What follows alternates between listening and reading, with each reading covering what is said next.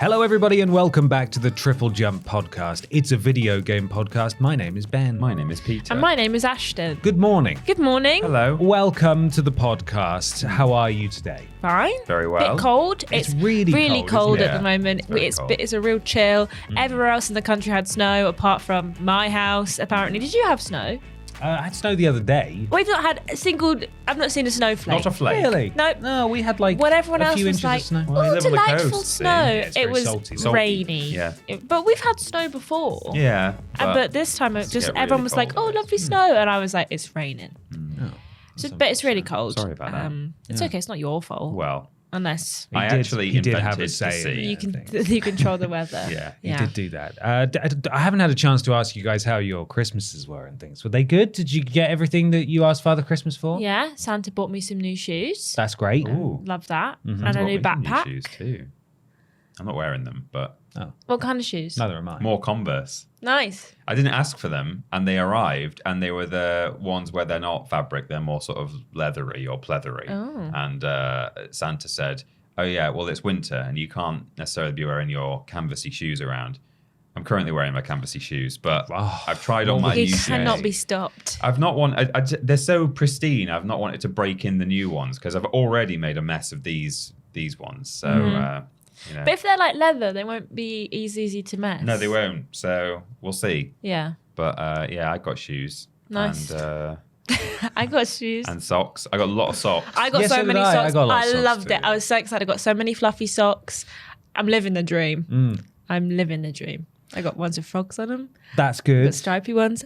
These ones have little ears on them, and they're bears. they are bears. Or maybe llamas. I haven't quite decided what they look more they like. can be whatever you want them to be. Okay. If I count the Tatapeel, I think I got 6 pairs of Star Wars socks this year. Nice. I got a pack of 3 from my sister-in-law. It's Christmas Star Wars socks where it's like Grogu wearing a Christmas hat. And then I got some Jar Jar Binks ones on the Tatapeel and some Mandalorian ones. And yeah. So I was just about to interject there, and I will do so now. Yeah. Yeah. Don't like Christmas socks because you get them on Christmas Day, and then it's like, I well, I agree. can't put them on now. I'll wear I'm them. already wearing the socks. It is slightly inconvenient. I wear them all year round. I used to wear odd socks. Peter can attest to Yeah. this. I My don't do that sister's anymore, obsessed but with wearing Christmas odd socks in July is too. I can't do that. But normally Christmas socks are quite thick and long, and then you don't really want to be wearing those in the summer. Cause Mine you'd be aren't though. Oh. But lots of, especially branded Because ones, you will don't just really be get normal like socks. aren't they? ankle socks that are Christmas themed. No, you don't. You That's only true. get like full socks. Full sock. Full. yeah. Occasionally, Christmas socks might just have snowflakes on, or they might just have What, like pictures of us. Hey, Oh no! I had a pair. Didn't like that laugh you both did. I had a pair that just had. I think they were meant to be reindeer, but they could have like gotten away with being a moose because it was quite sort of stylized. Christmas moose. Yeah. So it's like you Just can wear wear a moose moose socks. probably in the summer if you have to. Yeah. It's not it's like it's not a reindeer. I promise. It's a deer, and there are deer in the summer.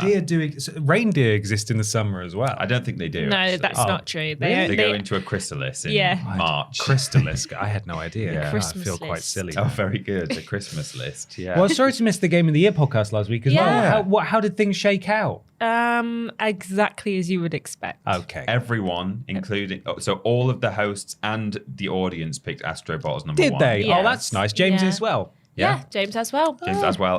Metaphor Fantasio got a shout out from James and the patrons. Final Everyone- Fantasy 7. Yeah. You picked, and also that came, I think, third. Okay. Thank Goodness You're Here came second from the Yeah. patrons. Interesting. And was Yeah. on James's list as well. And everyone who talked about Final Fantasy VII being one of their picks, including you, in our mind anyway. Yeah. I We would have said it. We just I talked would have about what said you said. It was really good, but flipping heck, there was a lot of it. Yeah. And these are the people who picked it. Yeah. Yeah. We'll talk about that more in a minute. Yeah, but we the certainly only will. one we couldn't talk about, Yeah. which because none of us had played it, there are other ones, every other ones of yours that we'd all played apart from Dragon Age: The Veilguard. Well, I have some notes that I did actually prepare for the Game of the Year podcast.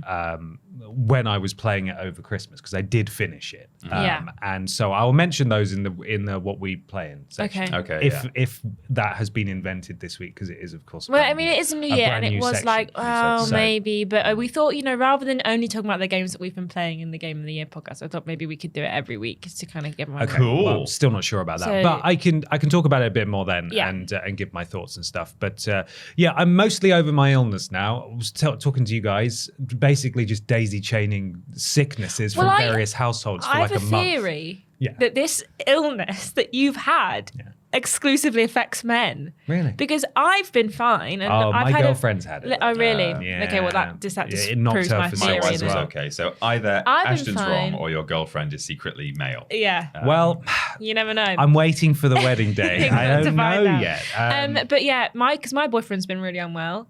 Like he's had basically what you guys had, and was real sniffling and really. It's just awful. The man flu was really intense. Made me miss all of my social appointments over Christmas and New Year. But I did get to play. He pretended to be unwell, so he couldn't come to my New Year's Eve I didn't party. actually want to go to Ashton's for New Year's. It was a perfect out, but You missed a fantastic evening. it looked great. I was it was good. gutted to not be able to be there, but Mm-hmm. it did let me play an awful lot of video games when I could look at screens, Mm-hmm. and my head wasn't hurting. So we're going to talk about all of that today, because this is our video game podcast. Thank you so much for joining us. There is a very important thing we do at the beginning of each and every episode, if you're just joining us, which is talking about the very real. You okay? Yeah, right. Does your eye ever feel like it's like pulsing, like your eyelid? Or is that Is just your a me hat too thing? high? Twitching. Too No, too I tight, just maybe? felt like my eyelid was going. Whoop, whoop, whoop, whoop. Oh, okay. Yeah. It's still doing it. It's fine. Carry on. I'm just gonna pulp. It's my not finger something there. that we can observe. If that's No, any that's fine. I consolation. could just feel it. Our very real video game adjacent sponsor helps us keep the light on in this room. That light was unplugged earlier, wasn't it? That was a big cause so for we'll concern. unplug We that. thought that had broken, but it's fine. Ashton, I think you have the ad read in front of you there. I do. There's a bit of a theme for like the last kind of little while and Yeah. going forward into 2025. So what's coming out? We're currently out now. Actually, is 2024 HD remaster now on PC. We're living it. 2025 is actually, it's not a sequel. Oh, It's it's just not the a new HD year. Oh, it's just remaster of come out. 2024. 2024's We have to do it HD again. remaster. Yeah, but it's a bit shinier. different and changed, and it's got ray tracing now. Okay. And Quick, pour her water on the table. We'll see if Wait, it Yeah. reflects. Can I? Yeah. well, there my you God, are. real time. And that I didn't refuse to happen last believe year. that is not just there's My there's a model small mirror. Yeah, being there's a rendered small in room there. on the other side Yeah. that has an Yeah, opposite yeah, version maybe, of Peter inside his maybe. phone. But yeah, the 2024 HD remaster now on PC. We're living in it. It's last year again. Right. There's no such thing as a sequel or a follow-on or a new year. It's just the same We're thing just doing again. the same things. What have We're they not allowed done? new things. What are the tweaks that they've made? They've changed a They changed any few. story? So they've changed kind of a big story. So it's a different US president Oh, for that's this going to be one. unpopular. Is it a good one?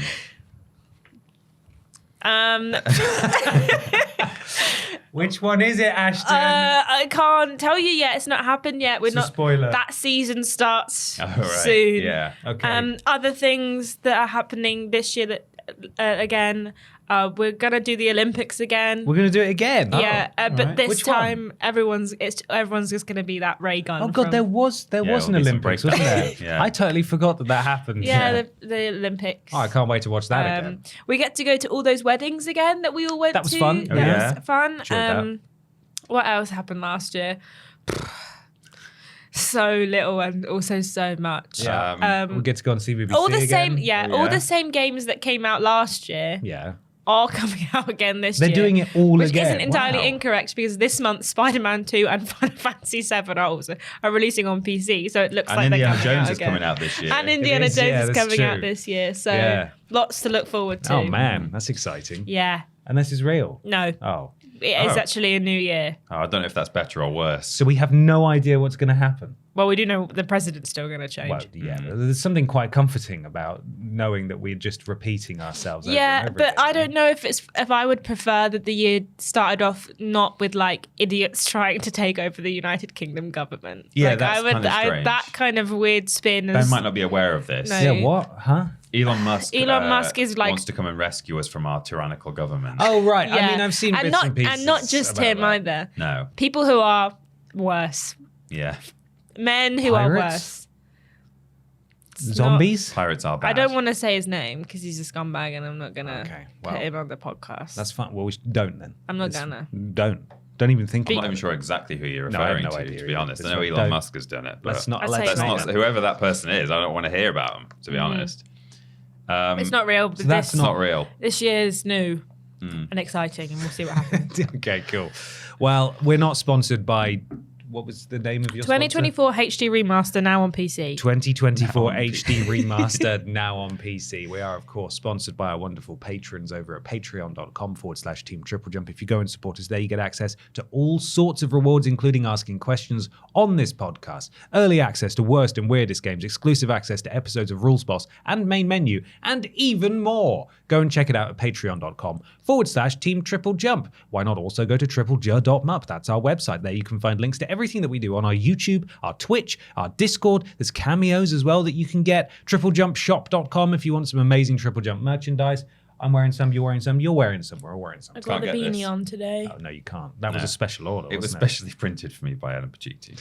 Yeah. He's mentioned that twice on the podcast. Well, now. last time I He's said absolutely chuffed because it's Yeah, have you I seen know. the quality of the material? really it, good. so it's one of those like soft, fluffy ones inside. Feel that?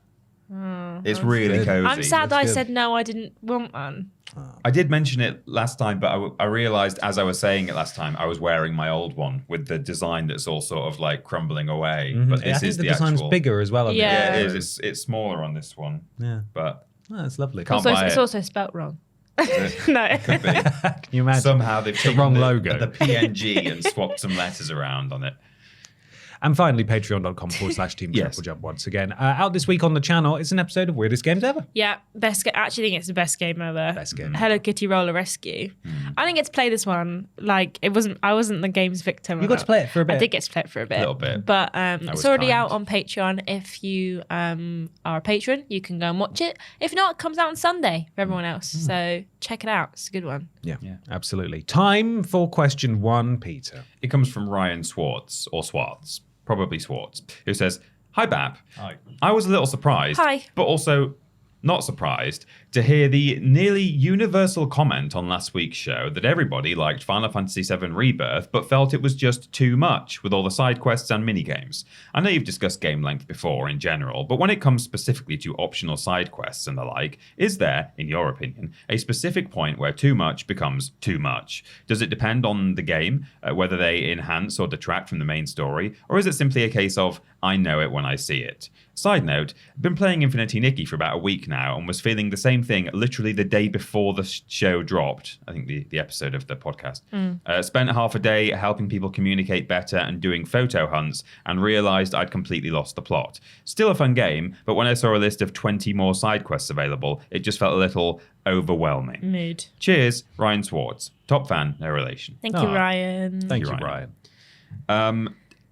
I mean, I think there's definitely a sense of I know it when I see it, and I think if a game generally just feels fun to play, whatever you're doing, then that's going to be helpful. Even if you're doing side quests, you're probably going to have a better time than if you're just playing something that's a little bit bare bones or whatever. But I do think for me, it probably is to an extent how much effect there is on the mainline story based on the side quests, or at least on the gameplay and your ability to progress. So if it's kind of essential that I have to go off and do side quests to level up and unlock abilities that, all right, might not be literally essential to complete mainline missions, but are basically going to help a lot, then I do find that a little bit annoying. I'd kind of prefer for it to be, all right, yeah, you can get XP or you can get gold or you can get cosmetic items by doing side quests. But if you don't do a single side quest at all, you can still probably have a straightforward enough time doing the mainline quest and also a fun time doing it as well. So, for example, I'm playing Outlaws right now and I happen to be having a really good time with it and I've been doing loads of side quests. But in doing so, I've unlocked a couple of abilities like being able to slice through certain doors or electrocute and stun massive enemies. And if I'd not done those side quests, I wouldn't have unlocked those abilities. And if I'm then doing a mainline quest where I'm trying to like infiltrate a fortress or something, it kind of just removes some of the fun, you know, almost Dishonored style gameplay of like, oh, there's about 4 different ways you can get in here. Oh, except you can't because you can't get through that vent. Now, as I say, I can, but I think generally it's better if those sorts of things aren't sort of locked behind what are presented as side quests. So I think that's my main issue with it. But also I think just it's nicer to do bespoke, interesting side quests that have like characters and maybe voice acting or maybe interesting items in them versus the kind of cookie cutter stuff. So I would rather do like 10 quests where people talk to me and say, oh, can you help me find my lost cat? And you go and find the cat, and that's a unique thing, versus even just doing like 3 or 5 Spider-Man rooftop brawls, which all feel the same. You know, I would go for quantity if there is also quality and interest there. I do think it's like a case-by-case basis, because I feel like sometimes there's a good balance. And I completely agree on Infinity, Nikki. I was having an amazing time, but I've like entered the second areas that are doing more story things, and I was like, God, there is so much guff and other stuff to do. And like in certain ways, that's great because there's a lot of content, a lot of bang for your buck. But it does sometimes feel like, okay, we're just padding it out because we can, not because it really adds anything to it. I think, again, it's a difficult one because we've talked about it before when it's like an open world game where you are in charge of saving the world and you're the only one who can do it. You're the one who's like the savior of the universe. A bit like, example for Horizon Zero Dawn and Forbidden West, Aloy is essentially the one thing stopping the entire planet from falling apart. So sometimes when you're like, oh my gosh, this big attack is going to happen, the signal's been sent out, we need to do this, and I'm like, yeah, but I haven't gone over there and done this stuff that, like, I don't know what this stuff is yet, but you know, I've not done it, so this can wait a bit while I go and faff about over there for a bit. And I'm a big Horizon fan, and I will do everything, and I don't have an issue with it because I love exploring the world and I love where I am. But I do think sometimes it can feel a bit like your brain and your like heart are fighting, because you're like, my brain says I need to tick off this question mark that's over here, but my heart says we should do the quest because the world is counting on me and I'm the only one who can save us all. So I do think it's a little bit of a balance when it comes to that kind of narrative, and I think maybe that's a little bit why Final Fantasy VII Rebirth struggled, because you're trying to do this thing that's going to sort of save the planet, but also you're being hunted by a massive army and you're like enemy number 1, major terrorist, yet I'm on a cruise ship playing a huge tournament of cards for like an hour and a half. It's kind of immersion breaking in a way. A little bit, yeah. It makes the story seem a bit silly. Or I'm off to a theme park to faff about for like 8 real hours. So I can see where like the issues come, kind of the immersion breaking, the reality bending, like we're now playing a video game. But I do agree that like if there is content that is really good and it feels worthwhile to do, like in Ghost of Tsushima, a lot of the side quests are quite fleshed out and give you more of a story like that you're following, rather than it just being like, hey, can you go over here and kill like some Mongols because they're annoying me. Like there's a different kind of element of the side quest, which I do think works a lot better. I think it's very case by case basis, and I also think it depends on the narrative a lot, I think. While I do maintain that games these days, and especially Final Fantasy VII Rebirth for me, are quite bloated, I think to a degree, it's also down to how I have conditioned myself to play games as well, in that I don't want to leave any stones unturned. Yeah. I do feel like, and again, this goes hand in hand with it being the game's fault, but like I feel a pressure when there is a quest marker or A question mark. or you have done such and such out of such and such objectives here to then do those. Otherwise, I'm either not seeing all of the game that I've paid for, or I'm not getting the full experience, or it's going to make my experience worse in some way. I feel the same. And so I feel like I feel like I have to do all that stuff. And a lot of people don't play games like that, and that's fair enough. Then there's also the element of what we do for a living, where I find increasingly like I am unable, especially in bigger games, to play it at my own pace and smell the roses and really take my time. I feel like the bigger the game is, the more pressure I put on myself to get through it as soon as possible, because there's always something else coming out that I feel I need to have an opinion of or have played or experienced in some manner. And that also makes things really difficult. So for me, it's absolutely not about value for money like it would be for a lot of people. Like, here's a 200-hour RPG, brilliant, and it's $60 or what have you. Amazing, what good value for money. It's absolutely about getting through a game and experiencing it as best I can in as what wording am I looking for here? In a way that doesn't negatively impact the experience. And I feel like having lots and lots of stuff in there that I may end up not being able to see, or having lots and lots of stuff in there and me forcing myself to play it is going to end up having me leave that game behind, not viewing it as positively as perhaps other people will have done. And that can make things difficult for me. That's why I increasingly shout about games that you can finish in like 10 hours.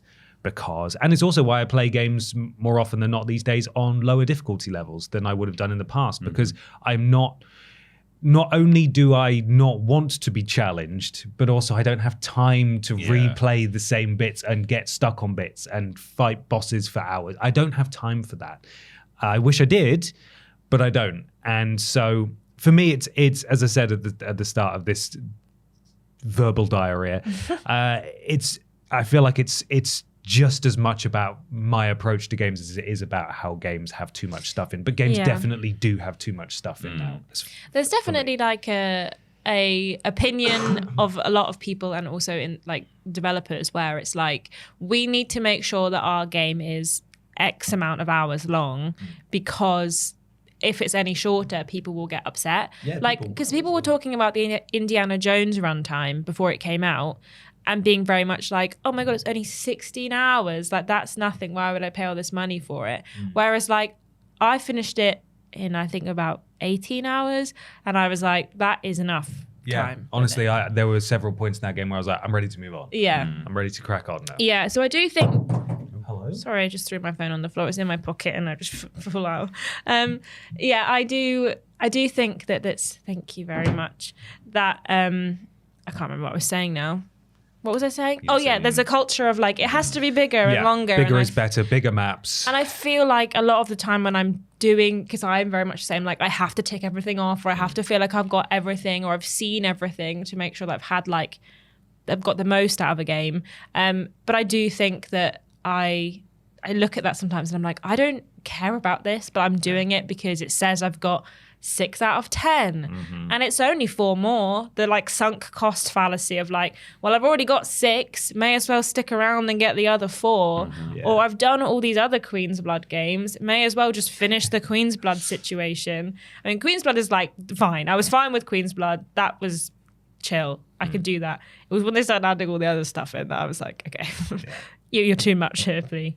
But I think that there's a culture of it being bigger is better, and I don't agree. Especially with perhaps a long-running series like maybe your Assassin's Creed or your not Call of Duty, because that's not really a questy game, but Assassin's Creed, for example, if they're thinking, oh well, our next mainline game's probably not going to be out for a year or 2 years perhaps on occasion, then it might be that we need to make sure that people have got stuff to do for the next couple of months if they're just dipping in and out. So I think especially with games that come out in installments, sequels They're trying to tide you over because games take so long to make now. So you have to just fill it with stuff.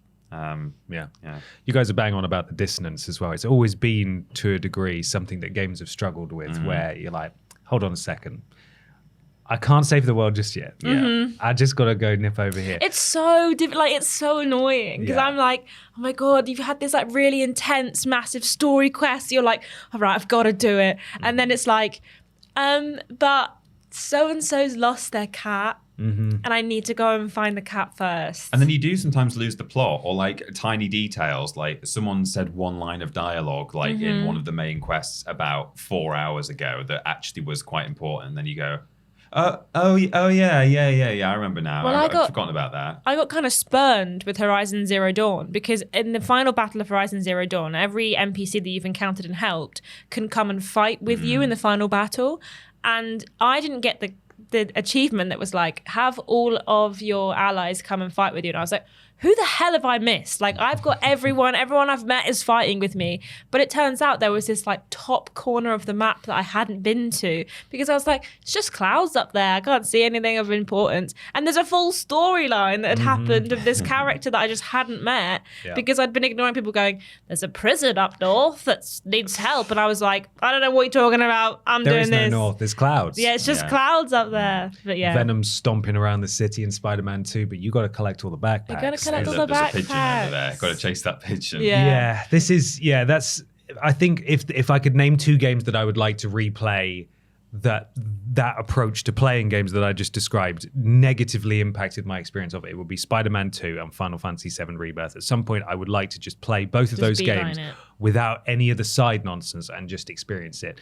I would argue a golden that. path. Yes, exactly. Golden Path. I would argue that in Final Fantasy VII Rebirth, there is some, but there's not a huge amount of stuff that's in the side content that is of note story-wise. Spider-Man 2, however, has some of its best side missions and stories and characters even locked behind, you must clear out 5 warehouses or whatever. And I just, God, I don't want to have to do that to get that story, you know? But it's, it is what it is. Yeah. Well, now it's time for the new segment. New year, new us, new segment. Yeah. It's time for a segment that we are calling What We Playin.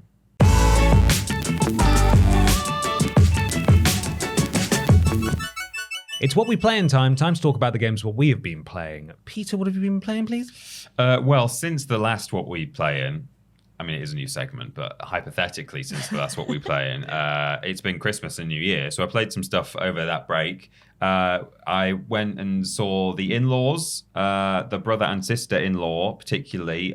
We always get the Wii out when we go to their house. So we played some Wii Sports, some Wii Party, or whatever it's called, where you go around and you do...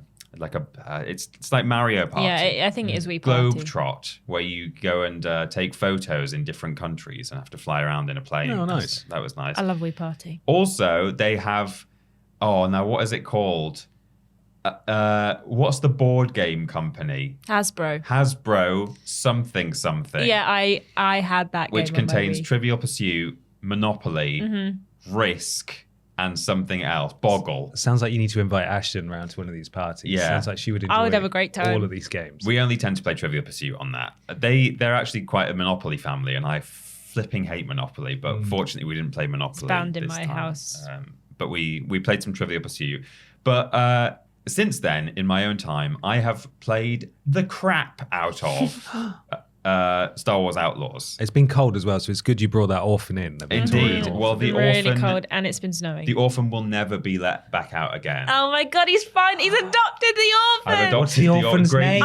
I knew that as soon as you gave the orphan a chance, you were going to love the orphan. You just had to give him a chance. I think I knew that too, but there were other orphans who wanted attention, and other parts of my life where I thought, I don't have time for an orphan. I'm going to bring the orphan in for a couple of hours a week and then put them back outside. But over the past few weeks, the orphan was like, you do realize you can go and work for Jabba the Hutt on Tatooine, right? It's like, why is a child saying something like that on my doorstep? This metaphor is getting out of control. But they were correct. And since doing that, not only did I have a good time doing those exact things and doing jobs for the huts and exploring the planet that we always seem to go back to with post-Disney Star Wars, but I don't care because I really like it.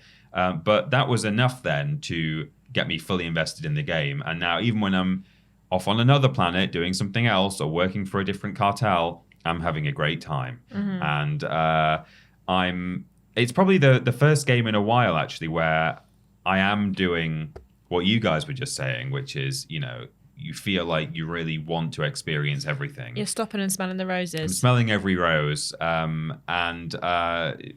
Generally, because I do feel like I have so little time to play games nowadays, I will quite often sort of golden path stuff as I go because I simply feel forced to. And I even when I'm doing that in other games, I do feel like, oh man, I'm kind of missing out on stuff here. But because at the moment I've not got anything that is crying out for my attention, I'm able to just put all my time in Outlaws, and I'm having a fantastic time. So that's me probably for the next couple of weeks, I think. Nice. Nice. But yeah, I must have I don't know how many hours I've put in. It's like time just seems to slip away. I sit down about 7 p.m. and then I'm like, oh, I need to go to bed now because suddenly it's bedtime. And I've gone through a little time warp. But yeah, I'm having a great time. And I think that's all I've really played on my PS5. Over New Year's, we brought a few games out. I was a little bit drunk and was trying to get my boyfriend to get the Wii out, but he said, that's too much work to set up. Please don't let me get the Wii out. And I was like, fine, we won't play Just Dance. So we didn't play Just Dance. But what we did play is SingStar. SingStar. We got SingStar out in the conservatory, singing away to, I don't even remember what songs, a bit of Avril Lavigne, some Pink. I don't know, when everyone else left, I was back on the SingStar, singing some songs. We'll say what time was it? Like 3 a.m. I can't believe that they've let the SingStar IP die. I know, it's so good. It's mad. When I was growing up, whenever we'd have like a family get together, it would always end with SingStar. Like we'd all sing Take That at the end, and it was just great time on the PlayStation 3. So I was like, man, I'm sad. I've not played SingStar in such a long time, and it's only like the very first SingStar. Crash Team Racing was on when I arrived. Crash Team Racing was on the PS Mini. Tonky Hanks was on at some point. Nice. Then we played some Jackbox as well. We played like Quiplash, and then we played like the Naughty Pack Faking It. Yeah, the sexy Faking It. And I got stitched up royally because I was real the faker. revelations. Yeah, from both of us. Both of us actually. Yeah, and with all like it was all of my theatre friends and then me and Peter playing, and I was like, wow, learning things about each other that is fine, just good for us. You know what I mean? Wow. And then, so we played that. That was a great time. And then outside of that, I have played Infinity Nikki. I think I'm done with it. Really? There's a bit too much. How much time have you put in? I don't know really.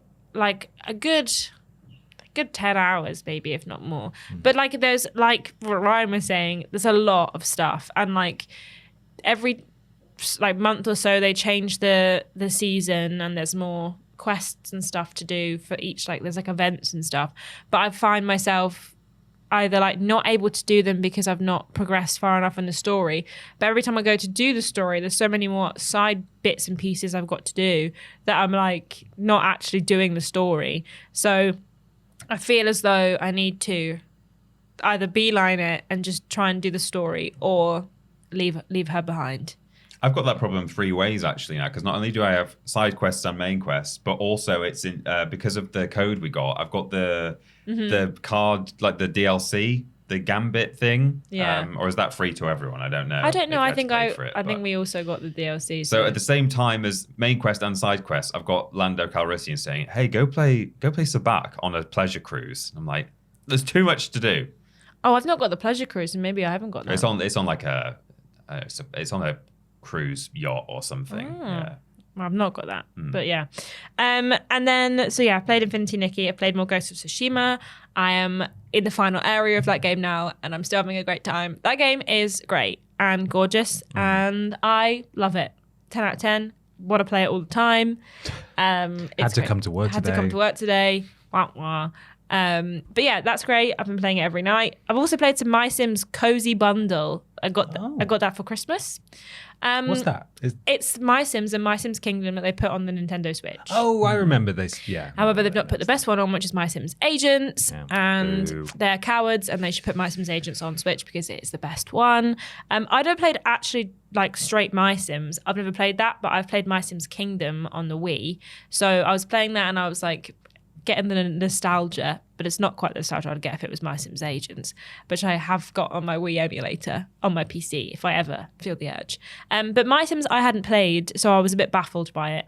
But it's all right. It's good. It's a bit wonky to control on the Switch because you kind of have to use the touchpad sometimes, but then also use the Joy-Cons.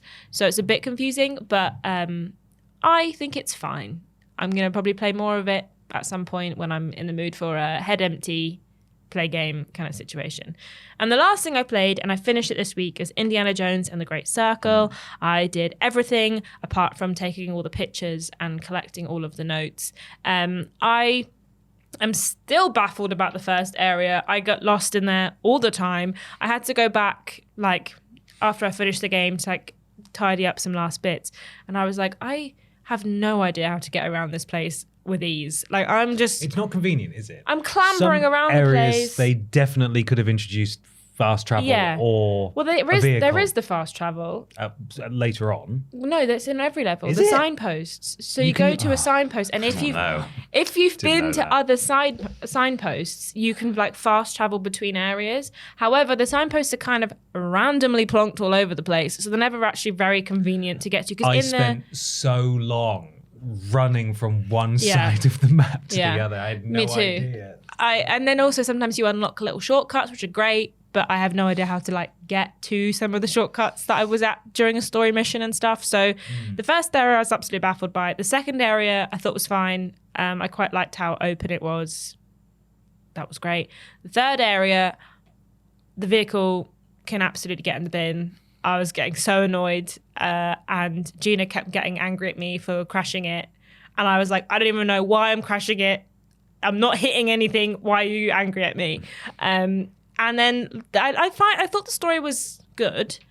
I feel like I didn't love it as much as like other people have really loved it. Like you and James put it on your top 5, and I was like, this is crazy. I don't feel like I'm quite getting that same meshing with it. I hated the combat. I hated the brawling. I didn't like that very much. I said this to James, and he didn't have the same issue. I feel like I barely ever got the stealth takedowns to work. Like you go up behind someone with either a weapon or later on just your fists, and you press punch, and it says go up behind them, press punch, and he'll do a stealth takedown.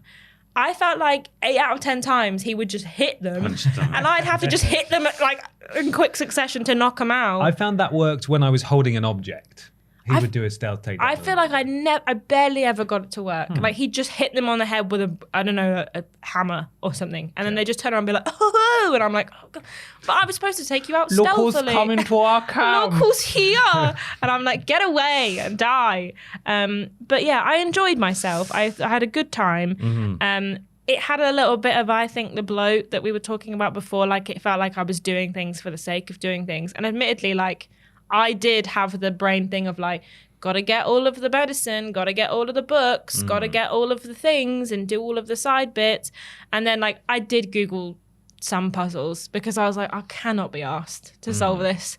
And I appreciate a good puzzle, but I was like, I just can't be asked. There's just so many side bits, especially in the last. I think the last area was the weakest area of the 3 kind of main big areas that you go to. Also, I had loads of bugs from like kind of the midpoint into the final area. Were you playing the on end. PC? I was playing on Xbox Cloud streaming. Okay. And some things, like if it was a bit laggy, I could blame that on the cloud streaming. But some of them were just full bugs, like issues I was having. At one point, I was like fully just stuck in something and I couldn't get out because it was just bugged. I was stuck. I had a few times where like it would tell me to go to a certain location for a quest, but it was nowhere near that location that I was supposed to be going. At one point, I said this last week, Gina fell through some ice and Indiana Jones just stood there and then just slowly phased out of shot.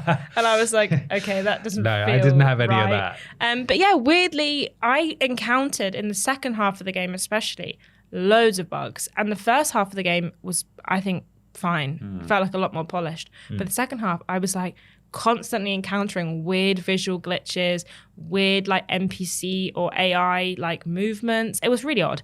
But I had a good time with it. I just think that maybe I didn't like it as much as I wanted to, / as much as I feel like other people did.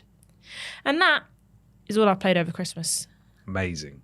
I've played bloody loads of things. I bet you my have. God. Yeah. I bet you have. Yeah, so I played through the casting of Frank Stone with my siblings when I went back for Christmas. That was really fun. Had an incredible glitch where I don't think I have it on my phone actually because it's on my PS5 anyway. Jaime's entire torso twisted around, but like not 180 degrees, so he was facing backwards. Like, what am I even trying to say? He twisted around twice, and then he was sideways on, so like his torso was like this, and he was running around like this with his torch behind him, pointing like this, and his head was all the way the wrong way around. Haunting. It was really funny, and we were just running around the environment like that. And at Will it some not be on point, your PlayStation app? no, it only stays on there for a short amount of time. Oh, does and it? this I was didn't know before that. Christmas. Yeah. I can have a look in a second. I don't think it'll be on there. But yeah, and then when he unraveled, he just went and like a Beyblade. It was incredible. I've never seen it. I don't know how it happened. Never seen anything like it. Did you enjoy it more in the second playthrough? Yeah, I think so. Because we didn't really love that. We were a bit baffled by it. Yeah, did anything sort of interesting or insightful Different happen? happen. Not necessarily insightful. I think I have a pretty good grasp of what's going on in terms of like how it ties into Dead by Daylight. Yeah, and that bit stuff. I understand. But definitely made some different choices. Some different characters lived, others died. Right. Some stayed, some went. And yeah, you know, it's usual.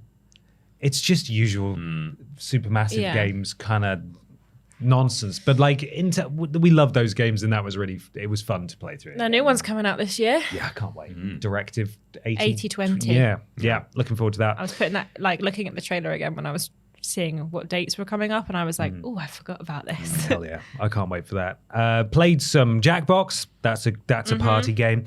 Played a little bit of the campaign of Halo 3 in co-op. Played it before, but started that. I've just realised you good just time. reminded me. I've forgotten What? something. I won Mario Party, guys. Oh, yeah. won Mario Yeah, Party. I You played it. mentioned this last week. Ben was Are you away. weren't here? No, not at New Year's. I was playing with some other friends, and I won Mario Party for the first time, and it was just before the end of the year, and I was like, So I've proud of you. done it. Congratulations. Took me like 6 months, but I did it. Sorry, you finally carry did it. on. That's all right. Just Played wanted to share with you my achievement. you finally did it. Played some more Black Ops Zombies. They've added a directed mode to the new castle map now, which is they've done it for the other modes as well before this, where the rounds just stop going up and just repeat until you complete certain objectives in the story. It tells you exactly how to do it. So I will do that at some point soon because I've still not done that. I played Fortnite. Oh, did you? Yes. How Did you old get a are number you? one I victory am royale? 32. No, I didn't get number one victory royale. I downloaded it with some friends because there's 5 of us and it's a really awkward amount of people to play a game with. So we thought we'll download a few different things to play. One of them was Fortnite. I spent most of the time in Snoop Dogg's Santa's Grotto. Of course, And yeah. at that point in the year, I had like 12 free presents to open, including like, it was like Snoop Dizzle's bass guitar, which was a back bling that you could wear. And then I went into the shop and I was looking at all the dances that have like licensed music on them and stuff. And I was just thinking, imagine Kratos doing this dance. It'd be so good. And then Did I you played. spend money on Yeah, it? you could have done No, it. You could I have made didn't. it happen. Damn it. I think he's gone now. He's a past season that's not available anymore. So we played one game of OG Fortnite, which was really boring because we just ran from the cloud of doom Yeah. for like 15 minutes and then got killed. Yeah. And that was, and as soon as we encountered people, they were like building huge mega structures and stuff, and I didn't know how to do that. Played a little bit of Lego Fortnite as well, which is just a Lego sandbox. I could see why the kids never need to play anything else, because the front page of Fortnite it's like Roblox. It's just a landing page for all the different modes that you can play and the maps that people have made. And that was it. And then I deleted it because it's a complete BS video game, and I didn't like it. Marvel Rivals, though, is something that we did play together, and I have actually gotten quite into as obviously an Overwatch clone, but having never got into Overwatch, the fact that it's Marvel skins and Marvel characters makes it more appealing to me. Word on the street is you got MVP on at least one occasion. I got MVP when I played it with my friends, playing as Star-Lord, who is a DPS character who basically just has to spray bullets and get kills. Have you played as Jeff yet? The Land Shark? No, but I have been victim to Jeff multiple times. He is a bastard. And people off cliffs. Just throwing people off cliffs or going off the cliff himself and making sure. Yeah, with you in his mouth. Streamed it earlier this week and got MVP again, which is pretty exciting. But it's really, I am quite impressed by it, just in terms of how easy an introduction it is to the hero shooter genre when it's done well, in that there's no way I had any right to be MVP in either of those games without someone healing me, buffing me, playing their roles on the team properly, which is not something that, I would ever be willing to do. And also the fact that if you choose several characters who are related to each other and you're on the same team, you get like it's like an in-game mechanic called a team up. Yeah. So you get buffs. So if I play as Star-Lord and there's someone playing as Mantis, or someone playing as Adam Warlock, or Adam Warlock and Mantis, we all get inherent buffs. And by don't you being on have the same team. abilities you can do with other people as well? I think so, but again, I've got like a 10% accuracy rating in any game that I play, and I just spray bullets. So you're asking the wrong person. Right? Yeah. But I've played a little bit of that now, and I think I will exclusively be playing it with friends whenever that happens, which won't be regularly. But it's nice to know that game exists, and I do like it. I think the moment they start really fine-tuning the experience and the skill ceiling gets too high, that's the moment where people like me will drop off. It's the fact that it is accessible and has depth to it that I think they've done a really good job balancing that so far. But that's not all I've played, of course. I've also played Dragon Age Inquisition. I finished that. That's a game that I started and stopped multiple times. It's not Inquisition. You're right, the Veilguard. I wrote Inquisition down. The Veilguard, and someone's paying attention. I've started and stopped that many times before Christmas. Finally managed to play it a lot over Christmas. I actually played a lot of it on the Portal when I was down visiting family, and that worked really well. And I came away from that very impressed, actually, in the end. The stuff that I like the most, I would say, is probably how the companions are involved. It's arguable whether or not they're as strong as companions from previous games. There are certain ones that I just couldn't stand, like Nev, for example. I thought was really bland and annoying, and also her voice actor was rubbish, just incredibly flat. And also, that's part of a larger issue I have with the game, is that a lot of the voice acting direction that they've had, not necessarily the voice actor's fault, doesn't make any sense. So they'll be reacting to things in a very understated and strange way, like they've been fed the line incorrectly. Their reaction will not add up to what's going on around them. Well, they've not been told what exactly they're reacting to. The context isn't there for them to react to stuff. But the companions show up a lot in the actual main story, so it's not like 80% of them are just sat at home doing nothing half the time. Like in the bigger missions, they will all be there, so it feels more significant. I also like the fact that the voice actor for the custom character that I had was provided by an actress from Color Coats just down the road from here. Really? So it was like, this feels really familiar and quite and honestly, I think she did a far better job than most of the named characters, if not all of them. I think her performance was really good. And unfortunately, it's going to be like, congratulations to default voice 4 or something like that, because she doesn't have obviously she voices the main character. But it's not like a character. Yeah, and a lot of people may never see her, and I thought she did a great job, and I was really, really impressed by that. I definitely prefer sort of the action-based RPG combat approach to Baldur's Gate 3's turn-based dice rolling stuff. and this is going to sound so criminal, but I came away from Dragon Age having enjoyed it more than Baldur's Gate. I think because of that. I think people will shoot you for that. Well, you know what? You can. That's fine. I'm not saying it's a better game. I'm saying I enjoyed Dragon Age: The Veilguard more. Light the torches. Because it's the type of game that I Get the enjoy pickaxes. more than Baldur's Gate 3. But I've spoken loads about Pitchforks Baldur's even. Gate 3. But yeah, I just wasn't going to say anything. No, you thank can. you. It's fine. You know, I deserve it, and that's okay too. Also, the camera's a bit wonky in combat, but on the whole, I really liked it. In Dragon Age. Yeah, in combat when you're locked on and stuff. But on the whole, really, really liked it. I was very impressed by it. I do urge people to give it a go. And I also like that it ties into Inquisition, the last game, quite a lot as well. You even get to create your own Inquisitor on the character create menu at the start of the game because they show up in the game. Do you think I need to have played Inquisition before? No, not at all. Okay. No, you genuinely do not need to do that. But it's nice to have that for people who played the last game. Cool. So I like that a lot. Because Ben's lent me his copy. Oh. I came in on Tuesday and it was on my desk and I was like, ooh, exciting. Yeah. Father Christmas has come late. Yes. So Dragon Age: The Veilguard, good. Certified good. Like it a lot. Uncharted Legacy of Thieves.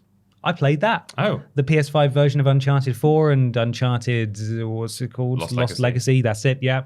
And partly it was because I wanted to play those games again after Astrobot, and I was like, God, I love Uncharted. I miss Uncharted.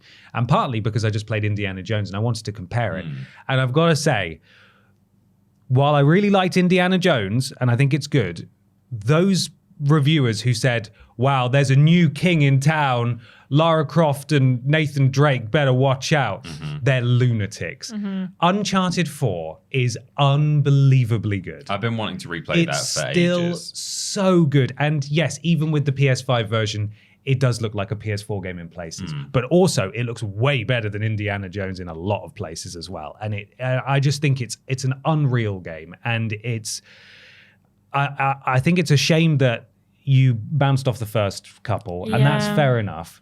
But Uncharted 4 is brilliant. Uncharted Lost Legacy, I managed to finish in like one day, and that was great. This is exactly what we were talking about in question one. Where it's like, it was always always intended as a smaller experience, and I finished it in like 5 or 6 hours, and I was like, that's brilliant. I had a great time with that. Really, Do I need to play Uncharted 4? Is that like, do you think that is, should I play the other ones or should I just jump straight to Uncharted 4? I think you could go to 4.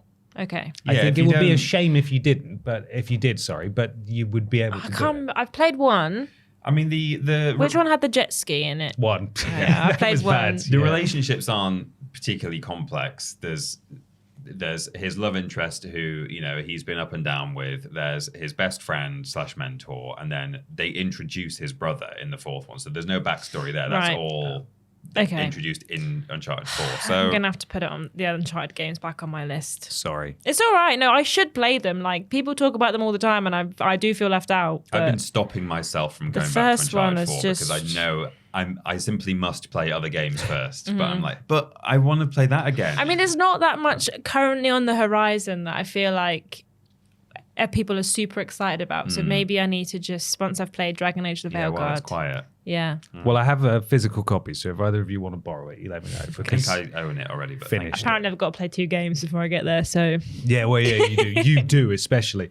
I'm aware this section is probably the longest it's ever been, so I'm sorry. I'm going to smash through the rest of this. I've played a little bit of Silent Hill 2. Impressed with that The so remake. far. The remake, Yeah. in that, from a game perspective, in that, you know, Bloober Team remade someone else's game, and that game's really good. Yeah. So this game's really good. But in terms of Bloober Team's work, I've got to say, Oh. I don't think it looks that good. Oh. I've not been very impressed by the character models, and especially, again, coming from Uncharted 4, which came out in 2016, lest we forget. The facial capture and animations, even in the first few hours that I've played, I haven't been very impressed by. Oh dear. But I am really enjoying it, and I'm looking forward to playing more of it. Renowned Bloober Team hater over here. Well, I was Yeah. going to say as well, brave boy. Bloober Team be damned. Yeah. Brave boy for playing a horror game. Thank you. I am very brave. That's what everyone says. Yeah. Brave Big brave boy. boy. Brave boy. And finally, ticking off all of the big games that I didn't get around to last year, Metaphor ReFantazio. I have started that as well. However, I am playing it in a way that will make people who enjoy those games physically sick. I thought you'd already played a bit of that last year. You I played played the the demo. demo, Oh, right, which is okay. the first Yeah. 6 or 7 hours. I'm playing it with a guide. Uh-oh. I'm playing it with a guide because, unfortunately, I have brain rot. And that's how I have conditioned myself to play Persona games in the past few years. And you know what? As But soon as... don't you play those Persona games first without a guide? Yes. Oh, Yes. no. So I should do it without a guide this time. However, I will say that as soon as I removed all of the decision making that I had to make, like how you're going to spend your free time and stuff, I am enjoying it so much more. Again, it ties into question 1. Playing games perhaps in a slightly unusual way, making it a bit easier for myself. I really want to experience this game. Yeah. And now that I'm following a guide, I can. I feel like I can, because I honestly believe that I probably would have bounced off it because I'm just like, I cannot be asked with this right now. But I'm following a guide. It's sacrilegious, but I'm really enjoying the game because of that. And I feel like I should be allowed to do it. And I also bought the Persona 4 DLC that they wear Persona 4 outfits, and sometimes it plays the Persona 4 battle music in battle. And that's great. So there we are. Did you finish Indiana Jones before Christmas then? Yes. Did you talk about it on the podcast before Christmas or? No, you know what? I don't think I did because I finished it on the day of the Christmas Yes, because party. because I was just thinking like I couldn't remember if we talked about your feelings on the whole of Indiana Jones. Obviously, you weren't here last week, but it was on your top 5. Did you enjoy? Did you think this? What do you think of the story? I thought I really enjoyed the ride. I think for me, as a non-Indiana Jones fan, obviously the license doesn't carry it as much as it will for a lot of other people. But in terms of like a, excuse me, like a swashbuckling globe-trotting adventure, I really liked it. I feel like, in spite of everything I've just said about Uncharted, there is a real lack of that in the game space at the moment. Yeah. And that really scratched that itch for me, even though there were some machine game developer quirks that exist in Wolfenstein as well that detracted from it slightly for me, but I really, really liked it still on the whole. So, sorry, I'll shut up now. It's been bloody ages. I asked you a question, to be fair. Well, now this is question 2 now. It comes from Jess Aykroyd and Ernie Arrowsmith. Happy New Year, my dude and dudettes. According to Nielsen, Mario Kart 8 Deluxe was the 5th best-selling game in 2024, which is surprising this close to the Switch 2's release. What do you think this means for the Switch 2's lineup? Will Nintendo be motivated to produce a whole new Smash Bros-style Mario Kart 9 that people have been clamoring for? Or are we destined for a slightly shinier and higher frame rate Mario Kart 8 Mega Super Deluxe Edition? Thanks, Jess and Ernie. P.S. Yes, we are married, and it's our 5th anniversary on the day this releases. Oh, Happy congratulations. anniversary. Happy anniversary. What do you think? I think that in terms of Switch 2's launch lineup, we will, in all likelihood, maybe get a new 3D Mario game in the sort of traditional Mario style. Probably Metroid Prime 4 might be there. I think that's pretty much confirmed to be yeah.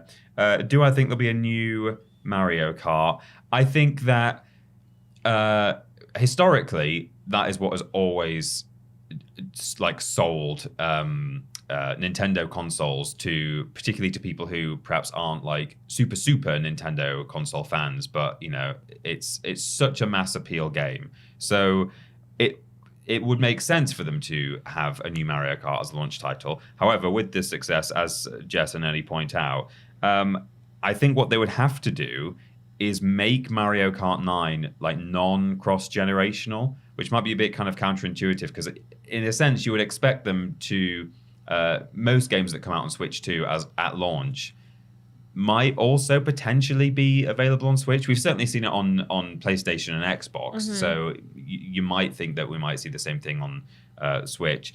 That being said, Switch 2 might be a big step up in terms of hardware, so maybe stuff won't run on the original Switch anyway. But I think that it's kind of because the current Mario Kart has already sold so well on Switch, if you're wanting to have a great game to push sales of your new console, you kind of have to force it to be, if I want to play Mario Kart 9, I have to have a Switch too. I can't just play it on the original Switch, which is why I think that might be the only reason they don't rely on Mario Kart 8 to sell a Switch 2, because people have already bought Mario Kart 8 with their current Switch. So if they're mentality is, how do we sell the Switch 2? We sell it with Mario Kart. They will have to, I think, get a new one out there because everyone's already bought the current one. Yeah. I would assume that we'll see a lot of Switch games being playable on the Switch 2, such as Mario Kart and the like. I think it's interesting that Mario Party Jamboree came out this year, or last year, because thinking back, like a lot of the time you get a Mario Party exclusive to a new console, but I think Superstars was available exclusively on the Switch and not the Wii U, which was the last one that came out. So there has been, I think, and I might be wrong, but I'm pretty sure I'm not, that there's now been 2 Mario Parties on the Switch in its lifespan. So I often, like, the last year I found myself wondering if a lot of the games that have come out in the last 6 to 8 months were initially planned to have been released on the Switch 2, but the Switch 2 got delayed due to them either wanting to stock up or like waiting to announce it. Because I think that we've seen a lot of kind of games that have released that I almost think, well, I'm like, why didn't we just wait for the Switch 2 to come out to put these games on there? But again, I do think that we're still going to see a lot of very good games coming out for the Switch 2 and some big releases. There will be a Mario game.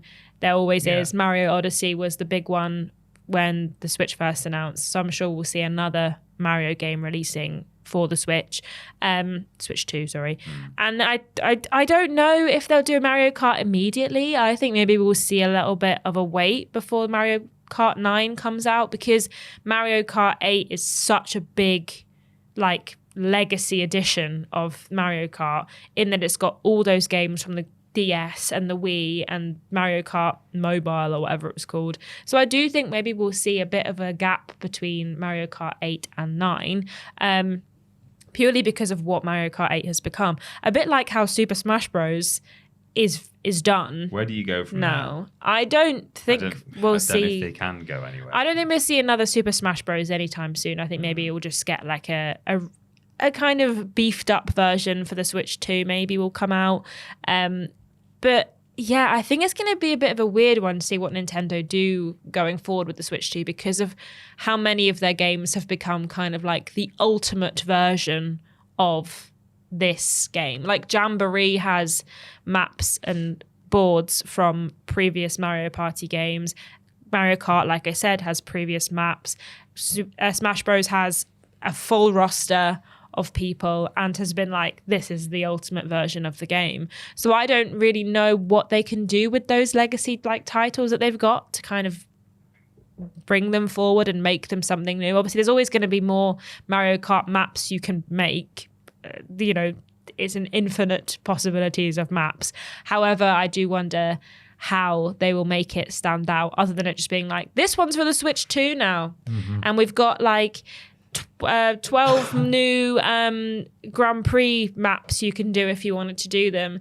I don't know how they'll make it stand out, but I wonder if we'll see a shift in their plan, if we'll see them leaning more into their Zelda properties and more Pokemon properties. Also, we've got Pokemon A to Z coming out at some point soon as well.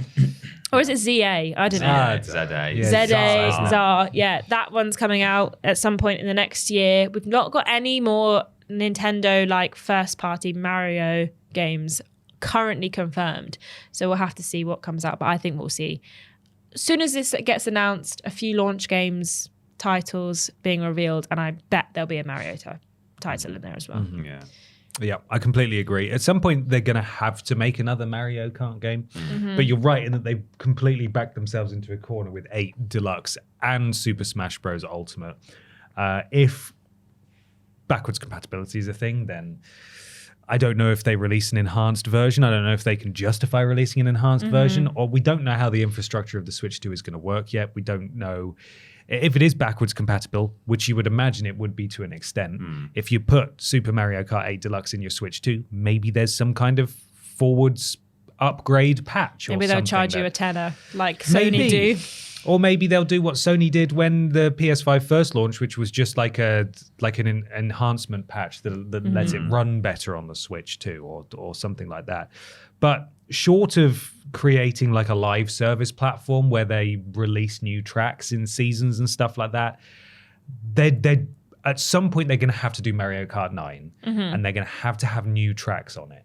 But the moment that they start selling the old tracks to people again for a second time, I think you're going to have some issues. Yeah. And unfortunately, that is just the nature of creating the ultimate package of two of your most popular games. Yeah. It's a difficult one to get out of, but I think we will see Mario Kart 9 eventually. I would be surprised if we see it at launch. I would be shocked if we see it at launch and they say, and you can get all of the Mario Kart 8 deluxe tracks for this amount more money. I think people would rightfully be very irritated by that. I saw someone a couple of weeks ago saying, oh, maybe Mario Kart 9, they could, I mean, I don't know if it's exactly what Jess and Ernie are referring to, but the roster could, that's where they could improve. They could like do a kind of a Smash Bros kind of thing where who's going to be a guest racer now, and they're going to be revealing, and it's like Spyro, no, Crash Team Racing. Yeah, I guess like Crash Team Racing, but it's like it doesn't really work exactly the same way, because at least in Smash Bros, each character has a whole host of different abilities and effects and all kinds of things they can do, whereas if it's you don't play Mario Kart for the people driving the car. They sit in the car, and all right, it's fun to pick your favorite, and maybe they could all have their own individual stats. I'm not even sure if that's a thing in Mario Kart 9. It is for the cart. Yeah. It is for the racer. I think they have their own cart, but then you can but they don't have to use it. Exactly. So yeah, all right, you could add like acceleration and handling or whatever per character, but once you've done that so many times, you're not gaining anything by having new characters other than the aesthetic of I'm Timber from Diddy Kong Racing now. How exciting. Yeah. Yeah. They want the Switch 2 launch lineup to be as strong as possible. And if that means re-releasing Switch games with a Switch 2 enhanced badge on it, then sure, do that. But people are going to be cross about having to buy it again. So offer an upgrade path, as you guys said, or just make it run better, or just don't do anything at all and let people play the best version of Mario Kart ever in your own words, you know? We'll see. We'll see. We'll have to see. Well, it's time for something a bit strange. A bit stinky peculiar. Do you smell that? Ugh. It's time for you do it. Weird news.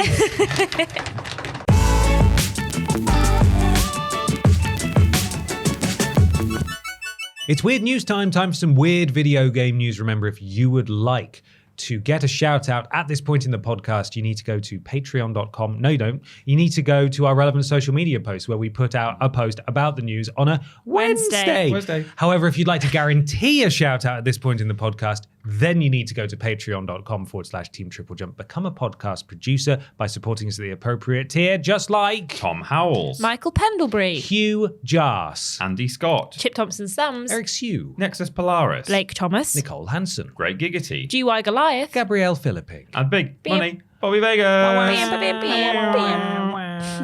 Bit out of sorts there, out of practice. It's been ages since I've had to introduce that section. Peter, do you have some weird news? Welcome, Tom Howells.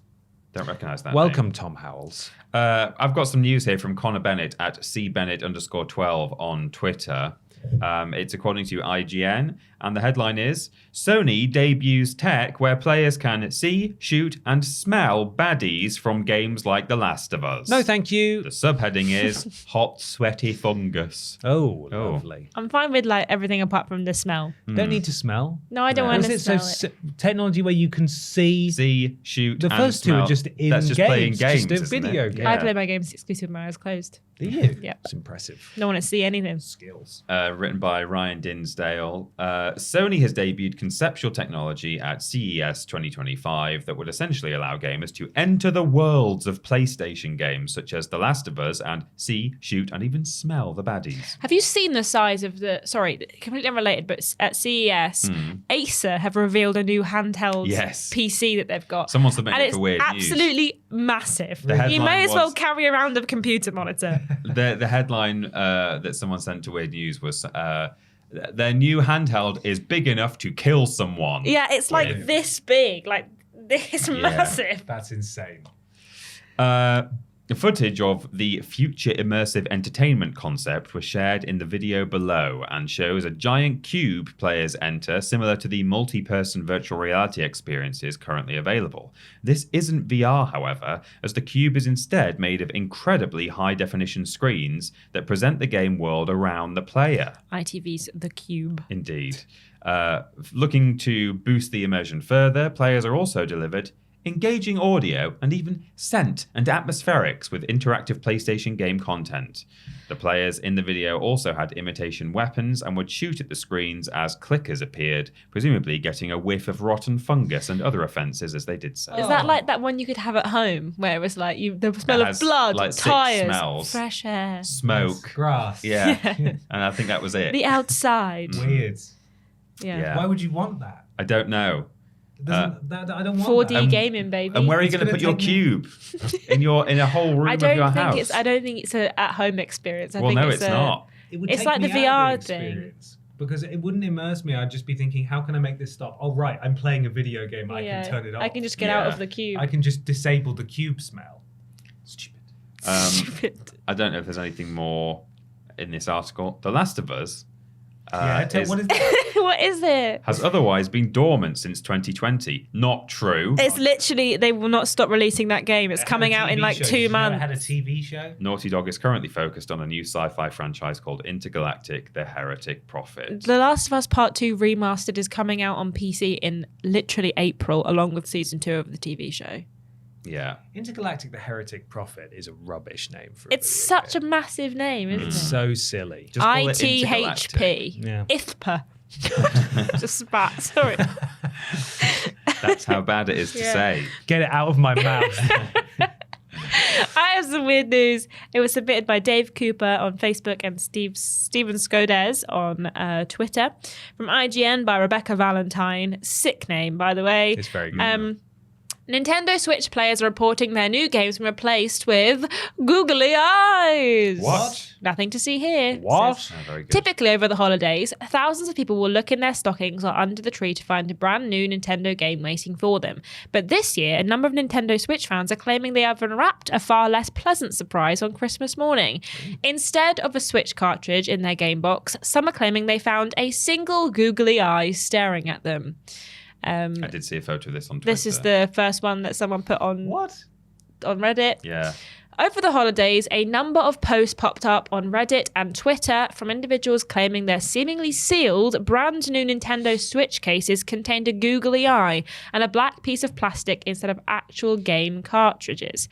Why a googly eye? The running theory is that the googly eye will rattle if you shake the Switch box, similar to how the box rattles with an actual game inside. And the black plastic around the side fools individuals trying to look through the cracks of the top or bottom to see if the outline of the game is visible without unwrapping it. So there's like a little bit of black plastic around it. Yeah.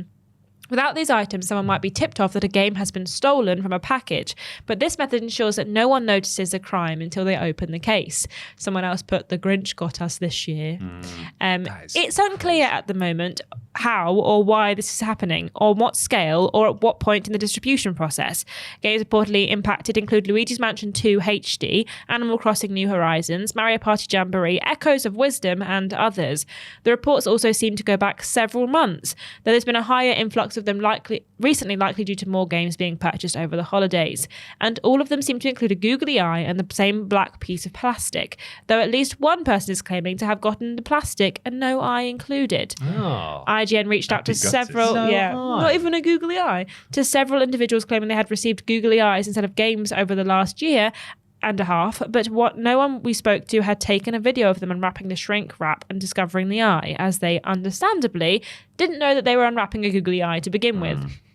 As long as all these reports remain unconfirmed, it's always possible this is just some sort of viral prank. Still, through our conversations with the individuals claiming they were impacted, it seems to be legitimate.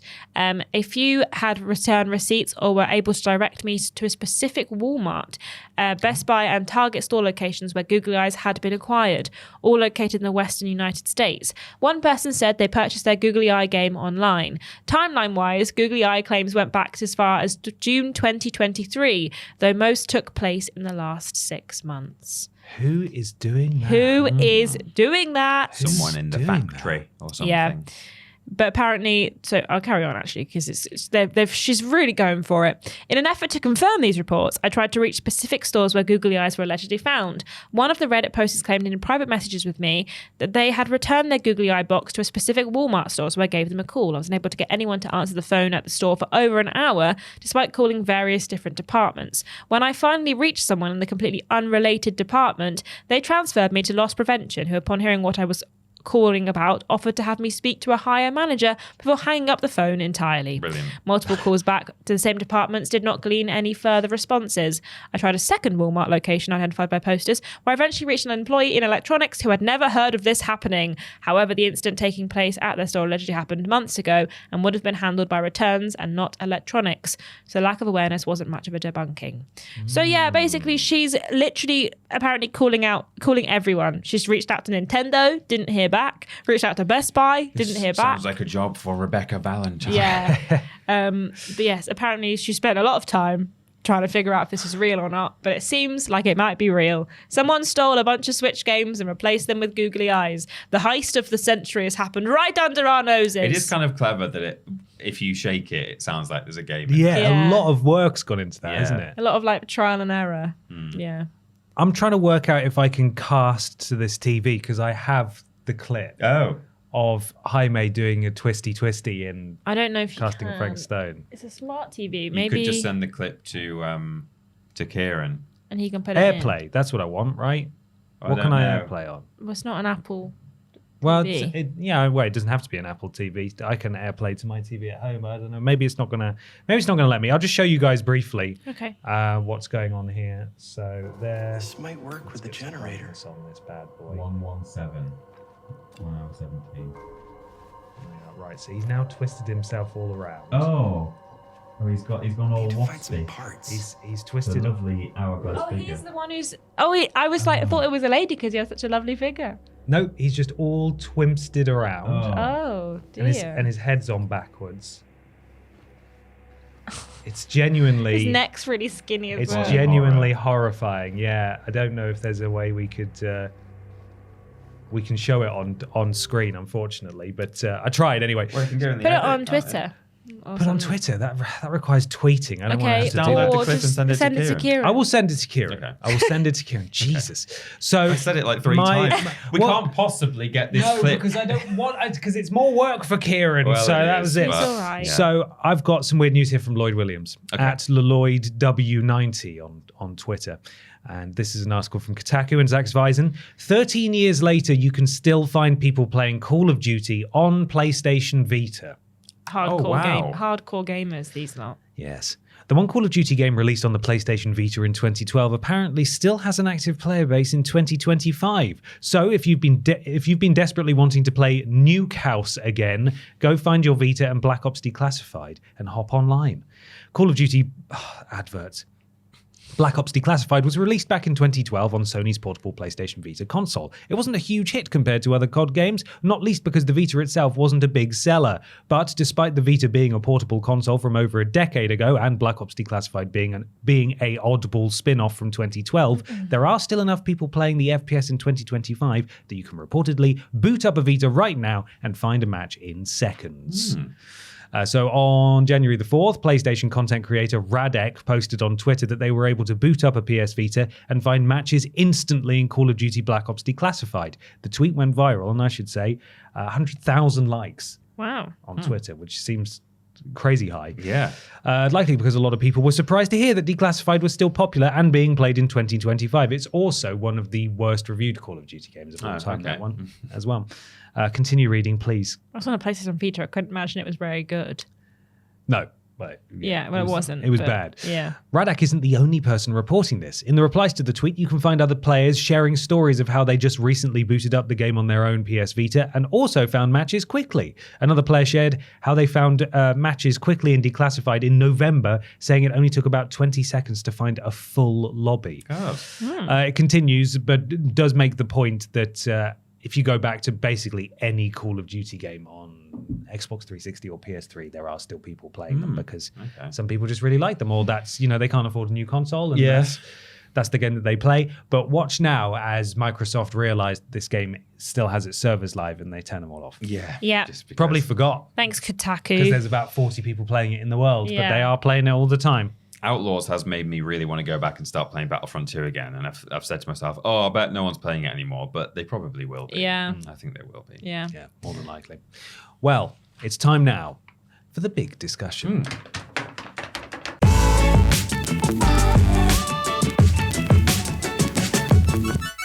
It's big discussion time for the big video game discussion that this week comes courtesy of Nikki P, who says, hello, Bapperinos. Hello. Hello. What is on your gaming radar for the year of our Lordy 2025? Also, predictions. What big gaming news is on your 2025 bingo card? Peace out. And then a little two Peace fingers, emoji. peace emoji. So what we're going to do here is we've all brought along 3 things that we're predicting will happen this year in the video game world. I've also brought along my 2 most anticipated games that are coming out this year because you guys did that last week on the Game of the Year podcast. Shall I start with those? Yeah, Yeah. why not? Just bash those out. Borderlands 4, I said obviously. Very much looking forward to that. that. And I said, I bet Ben will say that too. And you were right. Yeah. You were bang on.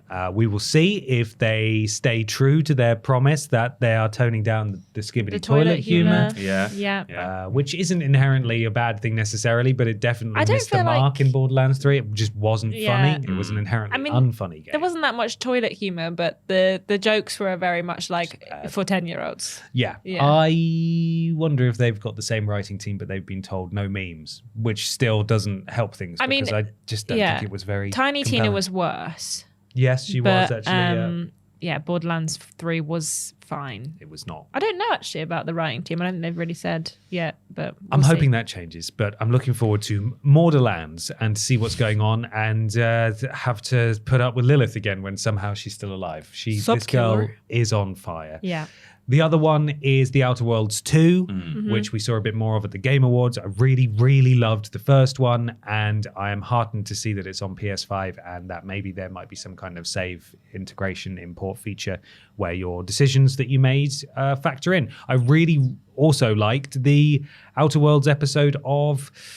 What's it Secret called? Level. Secret Oh, yeah, Levels. Secret I Level. watched most of those, not all of them, only the ones I was I've not really watched them interested in. yet. No, I haven't watched any. But the Outer Worlds one was suitably bleak and dark Mm-hmm. humor, very twisted, and that just made me even more excited for the Outer Worlds 2. So those are the 2 main games that I'm excited for. We are still awaiting confirmation, I think, on dates for a lot of stuff. So. Yeah, neither of those have got dates yet, but there is quite a few dates. So I was going through this week to like get a bunch of like dates ready, Yeah. and up till April, most dates are confirmed. Split Fiction. Split Fiction Looking is forward to currently hasn't that, got a yeah. date. Hasn't it? No, I don't I think. thought he. Oh, it Oh, has. it does. Sorry, yeah, March 6th. Yeah. I I lied. was gonna Sorry, say, I it thought has it was got. March, I just yeah. didn't see. I'd highlighted in a different color. Yeah, right. March 6th. But there's like Atomfall's got a date.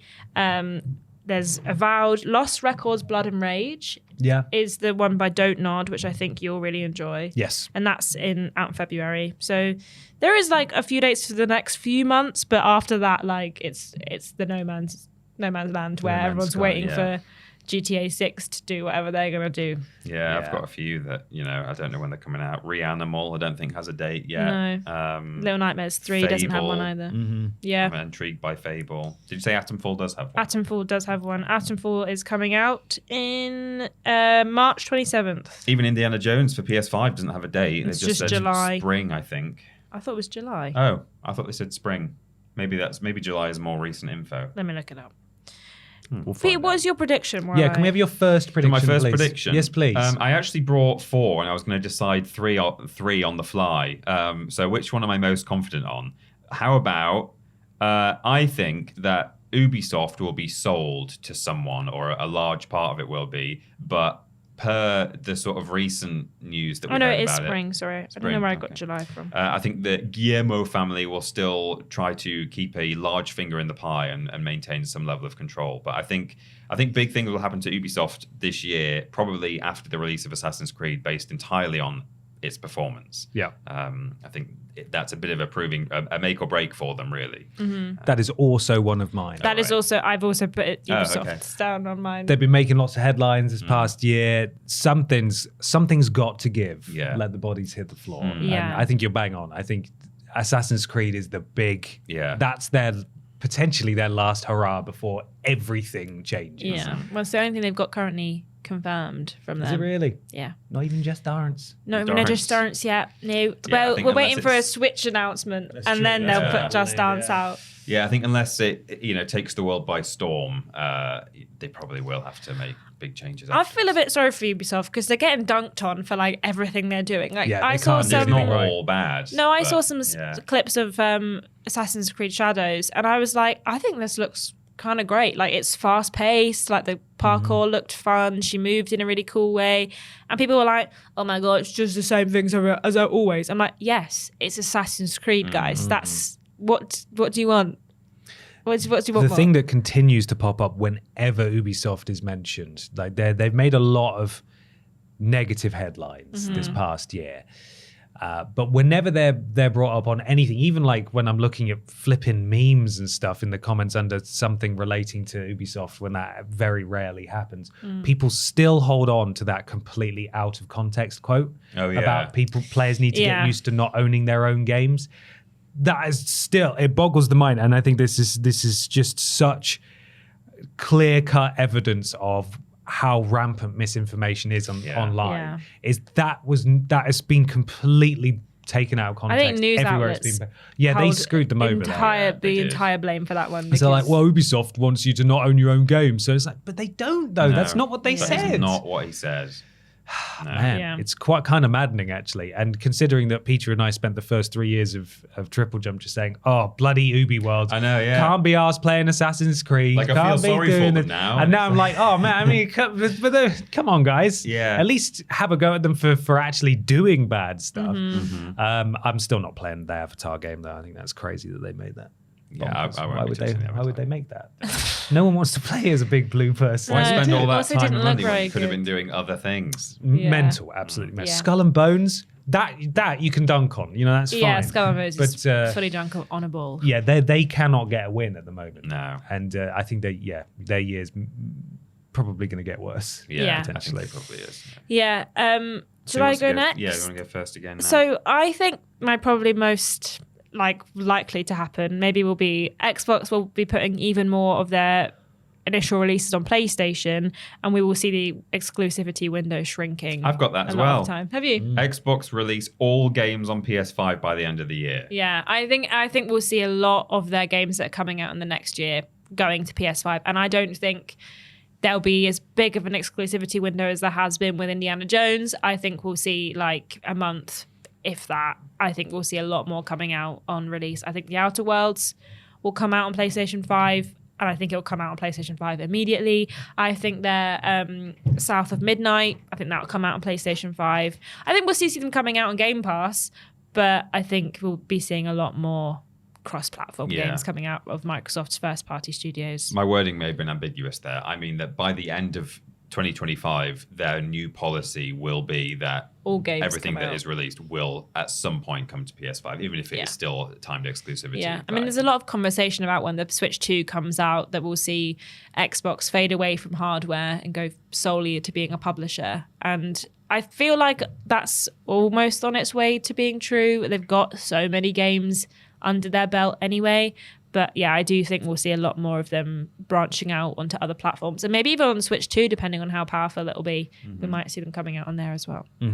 I completely agree. We probably should have conferred before we did this. Yeah. I thought about that. But then Because I have a thought- similar one as Yeah. well, which is that a Halo game will release on a non-Xbox platform this year, which Yeah. I feel like is the big one. Yeah. Where like it's proper. Oh, the end times are nigh. Yeah. Sound the alarm.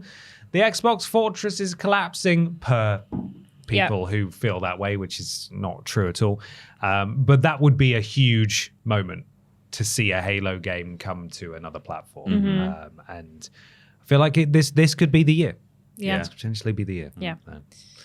Do you want to do your third one, seeing as Well, you we've should matched go- up on our You should go first and first on second? the third one. Okay. Oh, I've still got Okay. How many did you bring? I bought 3, but Ubisoft was like just mentioned in one.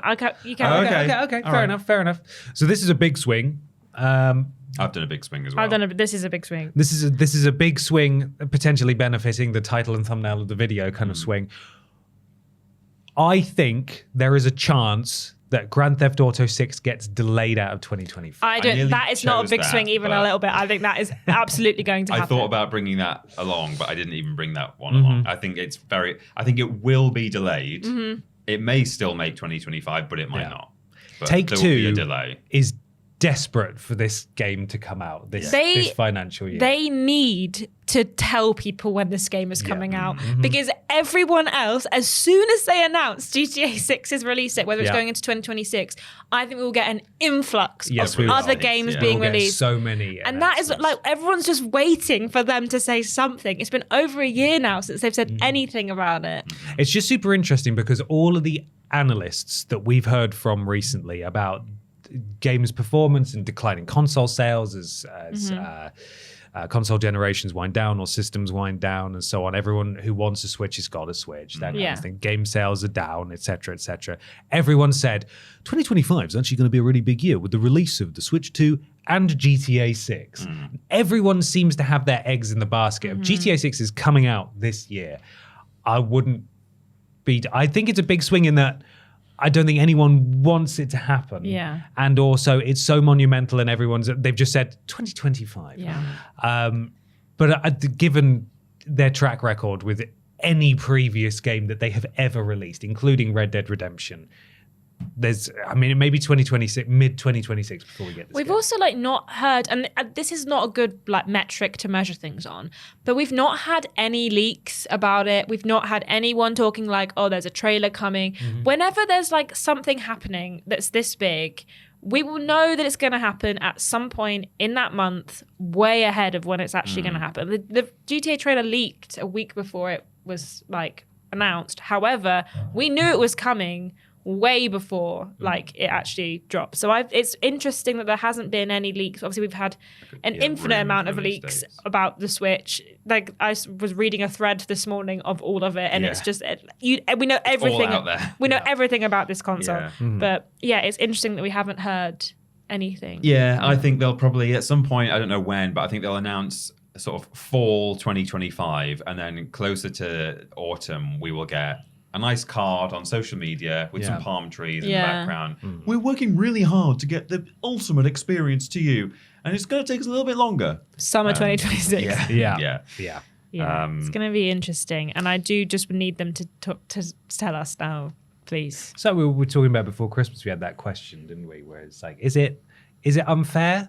Should they have this much power? Post Game Awards, we were talking about how every game that we saw was 2025, but didn't have a This release is date. absolutely the reason why. Yeah. But they at some point they do have to tell Something's us. got to give. They've you got know? to tell us at some point. Yeah. They don't owe anyone anything, as we said at the time.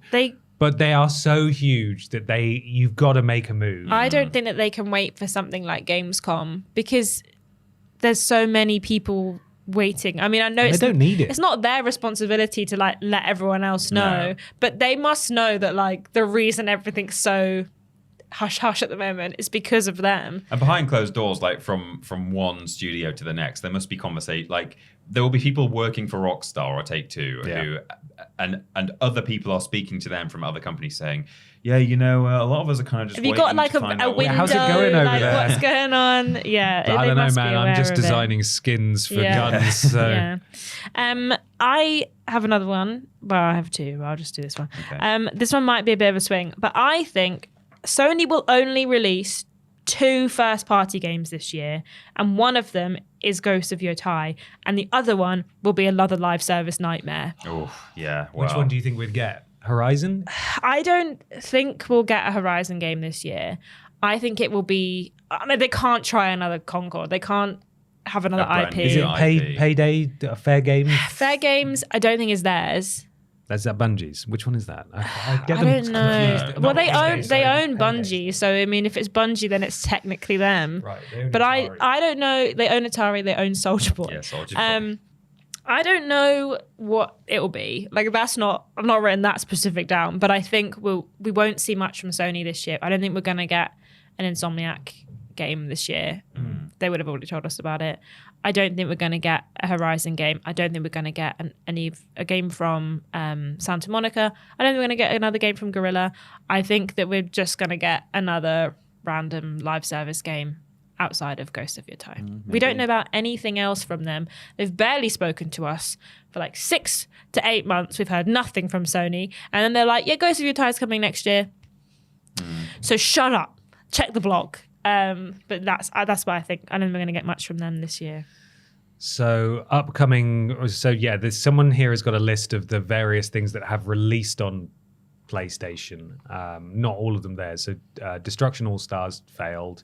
Concord failed. Helldivers 2 success. It says MLB The Show, wasn't aware that was one success. Foam Stars, not theirs, failed. Yeah. Last of Us 2 multiplayer cancelled. Payback from Bungie cancelled. Spider-Man The Great Web cancelled. Oh, I didn't realise they'd Twisted cancelled Metal Payback. cancelled. New IP from London Studio cancelled. New IP from Deviation Games cancelled. Remaining projects Fair Game $, Horizon multiplayer, Horizon MMO, and new IP from Sony Bend. It'll so be Sony Fair Bend, Games.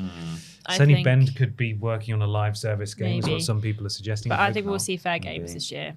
I think we'll get told about the Horizon MMO. We'll get a trailer for it, but I don't think it'll come out Might until get a next first look year. at Wolverine at the tail end of the year. But it'll maybe, come out 2026. Yeah. Even the leaked stuff from that looked like it was really far along in terms of game development. So Wolverine. yeah, it's got to be. They've got to have made some quite. Well, they announced significant that progress. 2 years Yeah, it was a ago while now. ago, wasn't So it? Was it the same conference as Spider-Man 2? Yeah.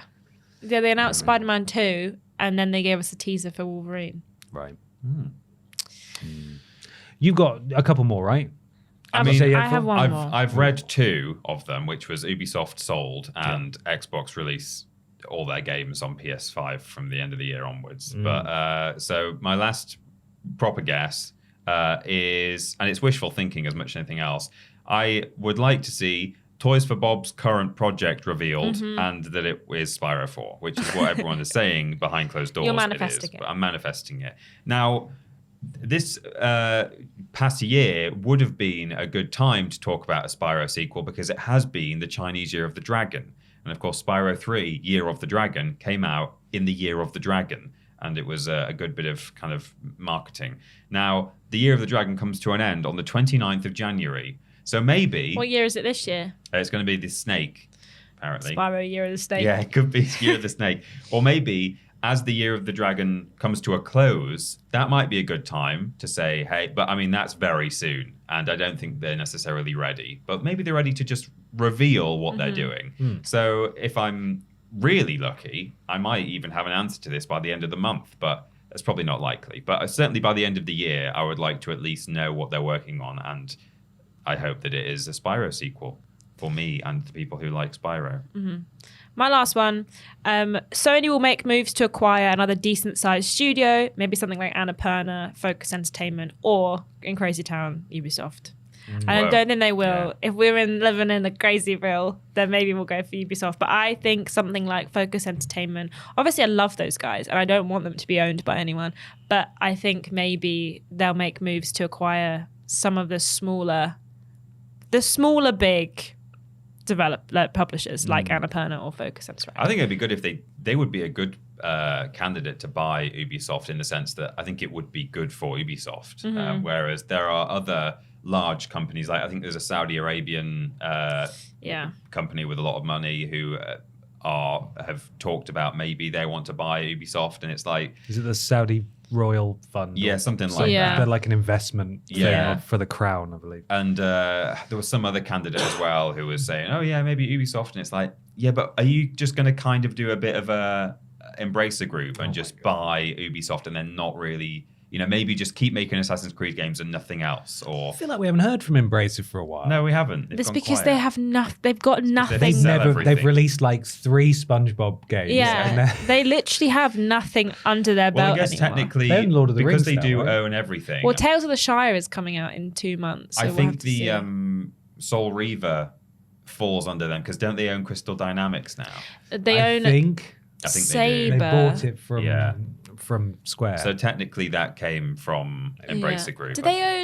Do they still own Aspire? Because they've got the Tomb Raider remastered I think they do. stuff. Has anyone made coming that out. Aspire Umbrella did yet? the Soul Reaver. Has anyone made the Umbrella yet? You know, we've always asked, like, who do they actually own? I don't think so. And I they don't. do And still now, own like, Aspire. I don't know who they own because they sold a bunch of stuff, closed down did. a bunch of studios. So I don't. I know they don't own Gearbox anymore. No, I that was don't. short-lived. Who owns a Gearbox now? I think they bought the. Did they bought buy their way out? themselves? I don't know. I'll double check. But Is Jedi Power Battles also under Aspire? Aspire are doing basically every All the remaster remasters that's and coming remakes. out. And I Yeah, they think- did a brilliant job with the Battlefront. I know. Yeah, I know. It's not looking good. Well, Aspire were apparently doing the Knights of the Old Republic remake, Oh yeah. but that was moved to Saber, and then I think is now dead. It can't pretty be much. good.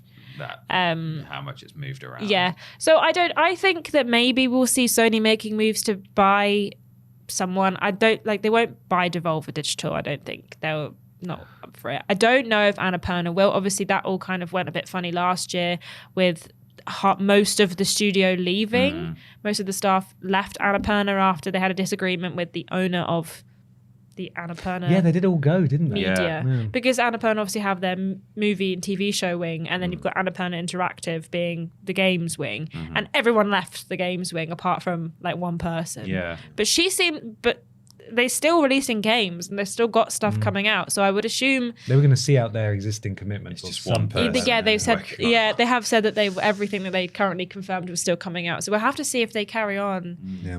from underneath where they are. But I love Annapurna and they've done so many good games. They have. I would be ashamed for them to disappear because they've got a really good track record. We'll have to see what, I think we said it at the time as well, what Annapurna looks like once they have seen out their current Yeah, crop they of have a titles, few- because Change all whoever your was staff. It's making the decisions Ship about of which Theseus. games Yeah. to publish is presumably gone. They- Take-Two now own Gearbox. They bought. I was from going to, Embracer. I knew they were Right. owned by someone An else. all-stock purchase, apparently. Yeah. They just own it.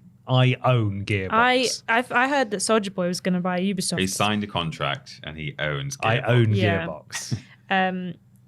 Aspire have got a few things coming out over the next few months. I mean, there's quite a few like smaller studios that we know of that are kind of still, gradually Plodding releasing along. stuff. But Aspire, Annapurna do have something coming out. What have they got coming out?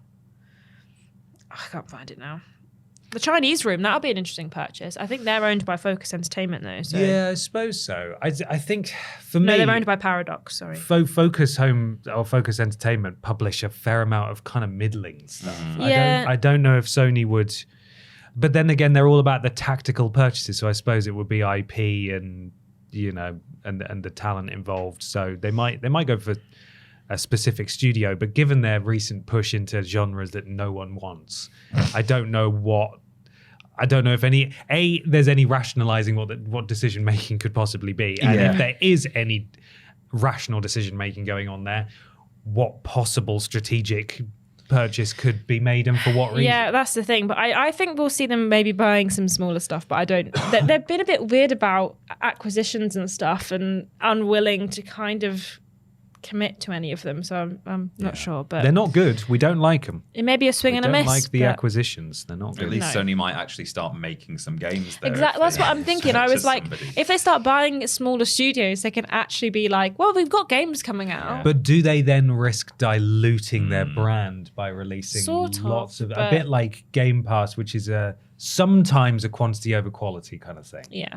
I think less so now than it was Oh, I agree. I 2023. completely 2023 was a real bad year for that. Yeah. Like everything that came out was bad. At the moment, Sony is still pretty much synonymous with Good games. rare but like infrequent but good games, like big AAA narrative, exciting titles. But And I think- wonder if we'll see them, and not just them, I wonder if we'll see other people broaching into that kind of indie style game, because those have been doing so well over the last year, and those smaller games have been much more beloved than a lot of the big games that have been coming out from a lot of the studios. So I wonder if we'll see sort of more of an approach to those kind of, they won't be indies anymore, but that kind of market of those style games, and being like, we're supporting small development teams now, like aren't we good?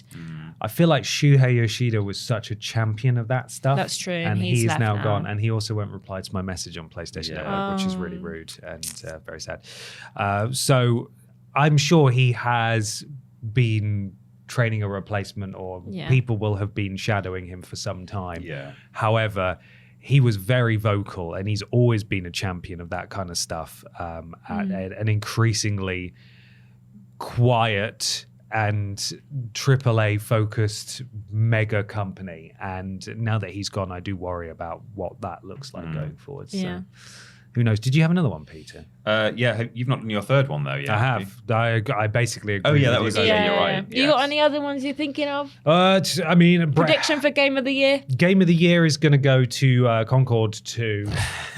It'll be GTA. If it's GTA, if GTA comes GTA out, comes it's out, GTA. It'll be yeah. GTA. Doesn't matter how good GTA is, GTA Yeah. will win. If GTA doesn't come out. If GTA doesn't come out, based on what we know is releasing at the moment, God, that's difficult. That's really hard. I'd need to look at a list you of want the all list? the games. Me too. Yeah, Yeah. I'll have a quick. My fourth guess was just a silly fourth guess, which is that Those are confirmed and those ones haven't got release dates yet. a major studio, we've seen it from smaller studios already, or like indies, but a major studio will implement AI on a very large scale in one of their big games, and the game will flop as a result.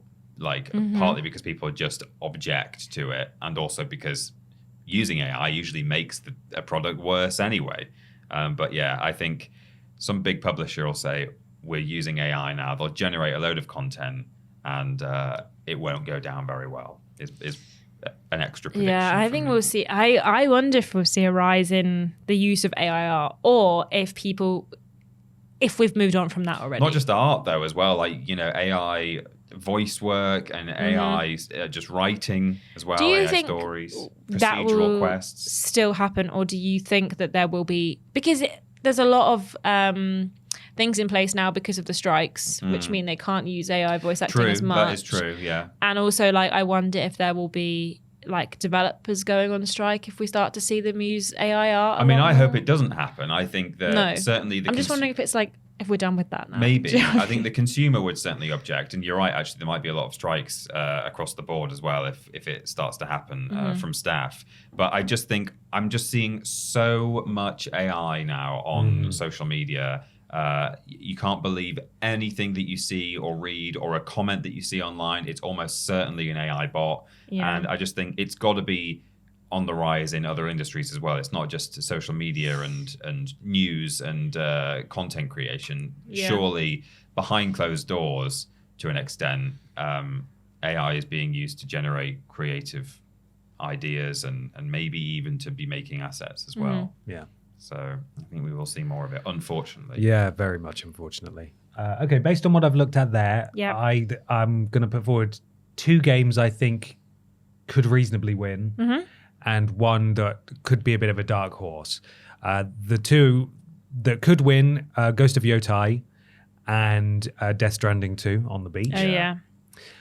The dark horse, potentially looking to repeat their victory from a few years ago, is Split Fiction. Yeah. Yeah, that's true. that could also charm and wow critics and players alike. Yeah. It certainly looks to be up to its usual standard of quality from the trailer that we saw. Yeah. Very excited to play that game. That is actually one of my most anticipated. I don't know why I didn't mention it earlier. Yeah. So yes, I think one of those 3 potentially. There's lots of really strong games that are There penciled is. in for this year, but just based on track record Yeah. and critical reception, Yeah. expected critical reception. Like Mafia could be really good, but Mafia 3, while enjoyed, didn't set the world on fire reviews wise. It wasn't considered a Game of the Year contender in the year it came out. So Yeah. And we've not seen any, we've only seen a CG teaser, so you can't have any big predictions yet on how the game's going to turn out. Yeah. agreed.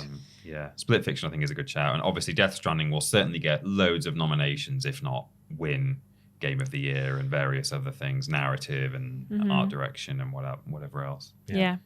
There is a lot coming out this year, allegedly.